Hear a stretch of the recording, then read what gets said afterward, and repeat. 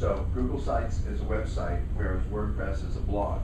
And the difference between the two, a blog assumes you've got some content, and then when you add some more content, that just keeps going down. And so blogging is basically forever receding, and then every once in a while it'll chunk it into a month. Here were all your posts for December, and now your posts for January. Blogs, by definition, like to tag.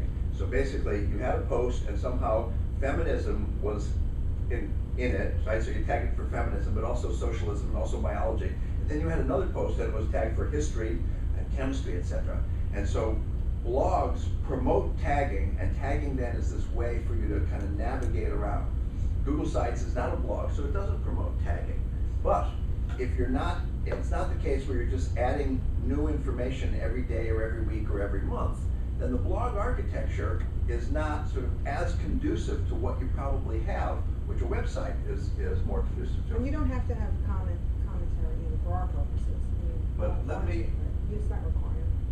let me just, I wanted to just, I think this is the one. So this is a site that was created by a student who was one of the first to participate, and he was the one who actually had web design and Flash skills before he showed up here.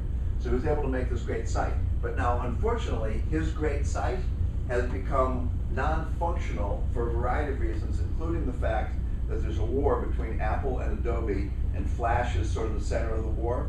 Flash is a kind of light file animation system, but it has some security issues.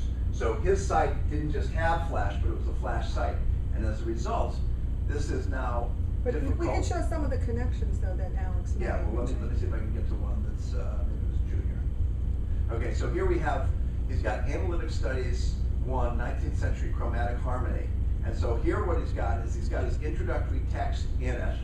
Then he's got a PDF, which was basically produced from a Word document.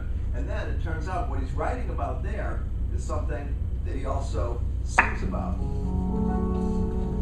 So here's a case where a student is engaged in voice, is studying the philosophers and the artists that are the subject matter of what he's singing about, and he's able to integrate these things. He did a wonderful job making this wonderful Flash site, which worked fine up until web browsers no longer will open a Flash index page. So that's one of the reasons why Google Sites is going to be a simple approach, or Canvas portfolio, a simple approach, and you're not going to end up with a product that becomes technologically obsolete a few years down the road.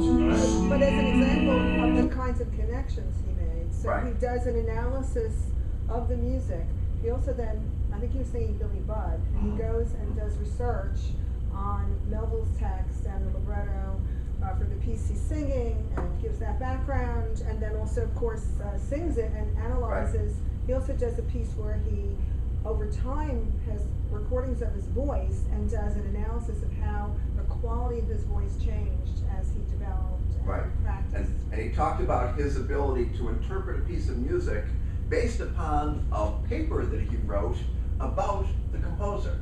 And so this was just like this wonderful example. Unfortunately, this site no longer. But you get a sense of the kinds of, even if you're not doing, music, you'll get what you are now.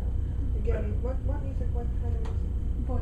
Oh, you do voice. All right, so What's this?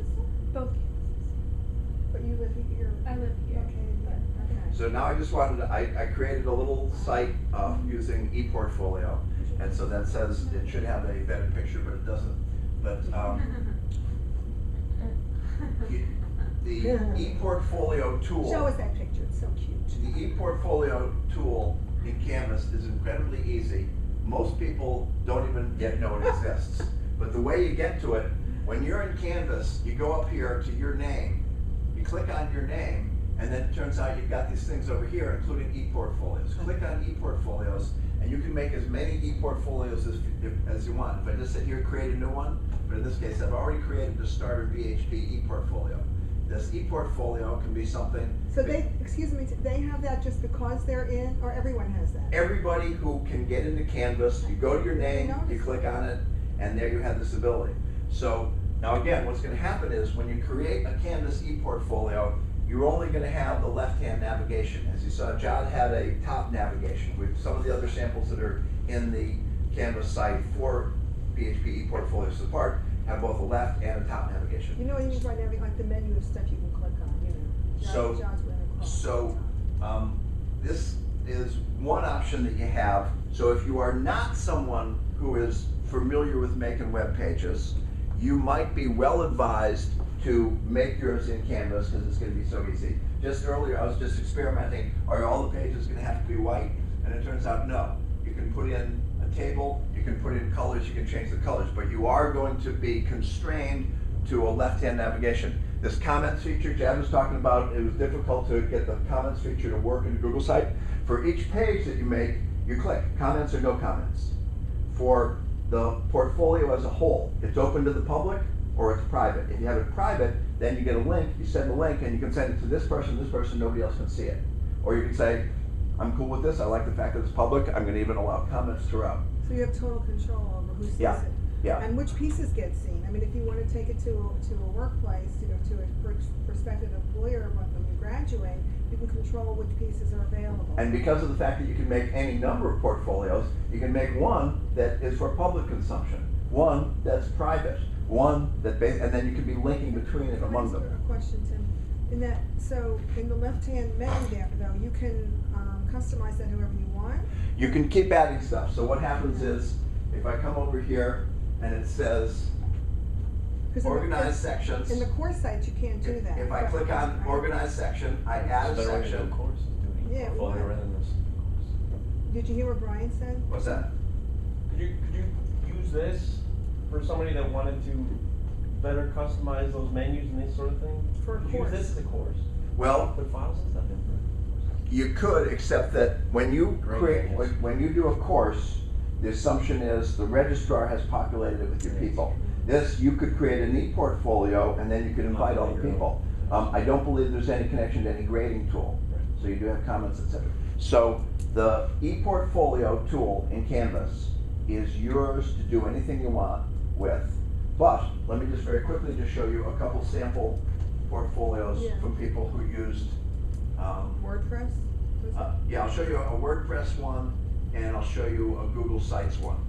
So over here, if you look on the right, it says, link to ePortfolios from former BHP And you students. can look at that on your own, just go through it if you want. So Emily Landgraf, she was the editor of the Rider News, and she used WordPress.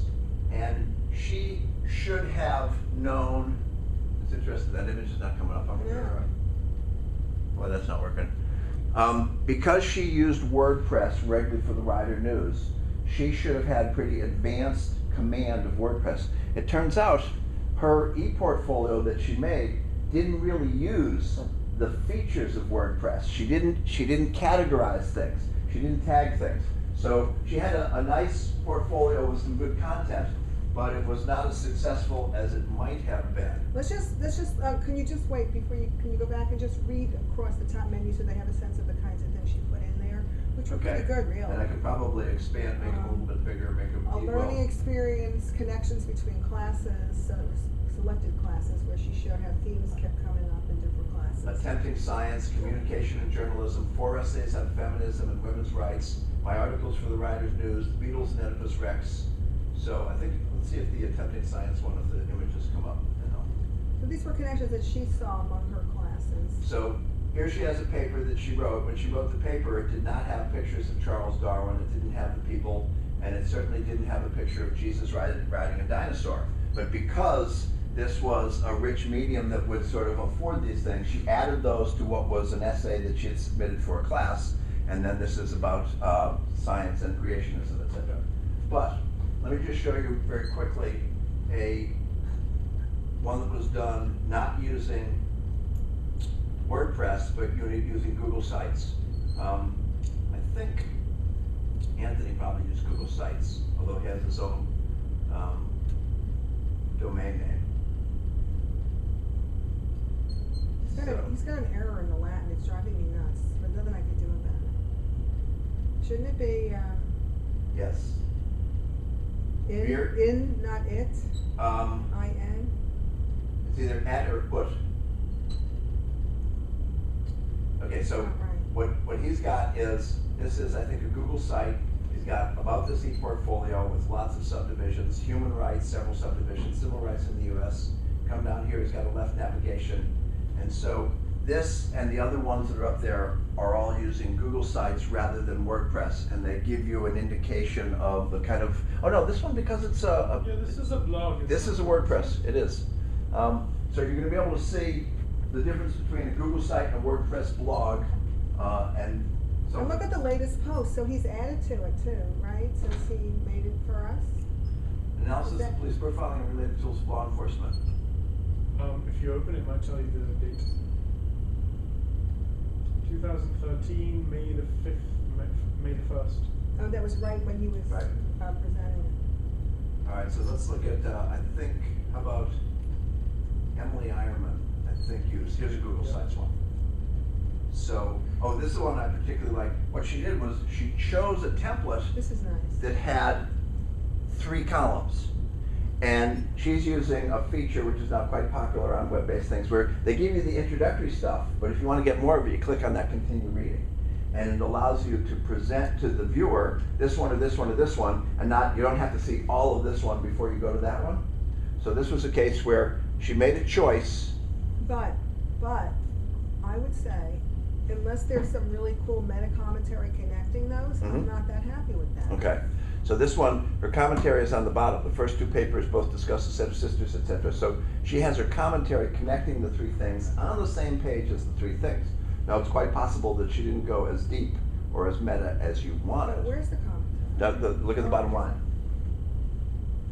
So you've got these 3 items, and what's at the Oh. bottom, Oh, let's underneath see all the 3 of bottom. them, are 3 paragraphs Yeah.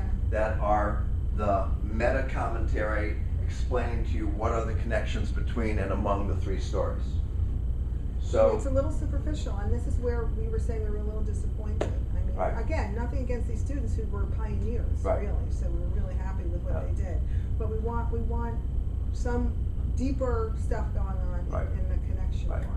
but now that you have Canvas ePortfolios as an option, one of the obstacles or one of the challenges that previous portfolio makers had, you no longer have. There is still, if you wanted to use a blog like WordPress or like Tumblr, which is easier to use, you want to kind of give some thought to what is a blog and what does it do and what are its costs and benefits versus Google Sites, which is just a more generic website, what are its costs and benefits. And So, the maybe Canvas is by- going to be more of a By now they could website. be feeling like they just rather do a research paper, I don't know. Could be, But but it could be they were so I impressed think- by Jad's work that they said, I'm wanting to do this. I think the bottom line is, you don't have to worry about all these different technologies.